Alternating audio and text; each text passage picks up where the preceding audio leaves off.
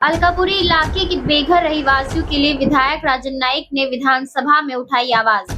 नमस्कार, मैं कोमल गुप्ता और आप देख रहे हैं खबरें पूर्वांचल न्यूज। प्राप्त जानकारी के अनुसार वसई विरार शहर महानगर पालिका क्षेत्र की जर्जर और खतरनाक इमारतों के लिए एक स्वतंत्र नीति बनाने हेतु राज्य सरकार स्तर पर एक संयुक्त बैठक आयोजित की जाए, ऐसी मांग विधायक राजन नाईक ने आज दिनांक 9 जुलाई 2025 को विधानसभा में की। क्लस्टर डेवलपमेंट यानी समूह पुनर्विकास से जुड़ी एक महत्वपूर्ण सूचना पर चर्चा के दौरान विधायक राजन नाईक ने वसई विरार शहर की खतरनाक स्थिति में मौजूद इमारतों की ओर सरकार का ध्यान आकर्षित किया।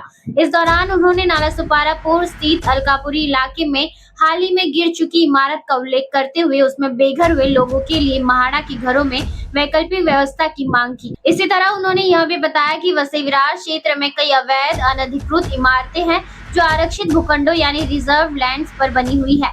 इस वजह से उनके पुनर्विकास में कई समस्याएं आती है, इसलिए इन इमारतों के लिए एक अलग नीति तय करने के लिए राज्य सरकार स्तर पर एक संयुक्त बैठक आयोजित करने की भी मांग उन्होंने की।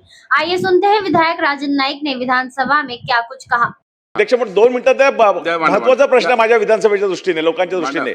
अध्यक्ष महोदय, ज्या नालासोपारा वसई विरारचं प्रतिनिधित्व करतो तिथे अनेक बिल्डिंग मोठ्या प्रमाणामध्ये बिल्डिंग ह्या इल्लीगल आहेत आणि हा जो प्रश्न आहे म्हणजे मागील वर्षी जो आता या सर्वे जो केला 1198 बिल्डिंगचा 92 बिल्डिंग C1 कॅटेगरीतल्या, 396 C1 C2A आणि 633 C2B अशा कॅटेगरीला मॅडम शनिवारी एक बिल्डिंग पडल्यामुळे 3 बिल्डिंग कोसळल्या। 2 बिल्डिंग मधलं अंतर 1.5 फूट आहे, फक्त 1.5 ते 2 फूट आहे। त्यामुळे हा जो प्रश्न आहे ह्या संदर्भामध्ये शासनाने आता जवळजवळ मागे 2500 लोक ज्या इमारती एकेजेस तोडल्यामुळे बेघर झाली, आताही कालच्या घडीला 500 घरं लोक बेघर झाली आहेत। म्हणजे ह्या संदर्भात जी मीटिंग होईल या मीटिंगमध्ये वसई विरारला नालासोपाराही आम्हाला प्रतिनिधी म्हणून आम्हाला बोलवण्यात यावं, कारण इथला प्रश्न टोटली निराळा आहे।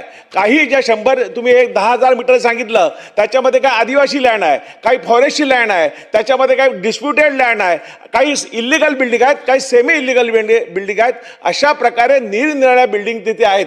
त्यामुळे ह्या संदर्भात निराळा निर्णय, एक अलग निर्णय आपल्याला घ्यावा लागेल। त्याचप्रमाणे मी मॅडमला विनंती करतो, इथे गृहनिर्माण राज्यमंत्री आहेत की आमच्याकडे 5000 म्हाडाची घरं आहेत। आता काय जी बिल्डिंग पडली ते लोक रस्त्यावर झोपतात, अक्षरशः त्याला झोपायलाच काय नाही। त्यामुळे आता टेम्पररी महापालिकेने कुठल्याही प्रकारे व्यवस्था ह्या लोकांची राहण्याची केली नाही। 2 दिवस खाणं-पिणं दिलं, कॉमन हॉलमध्ये ठेवलं, पण आता 5000 याची म्हाडाची जी घरं आहेत कोकण म्हाडाची, त्या घरामध्ये ह्या लोकांना राहायला द्या अशी मी आग्रही मागणी करतो। सरकार ते देणार का?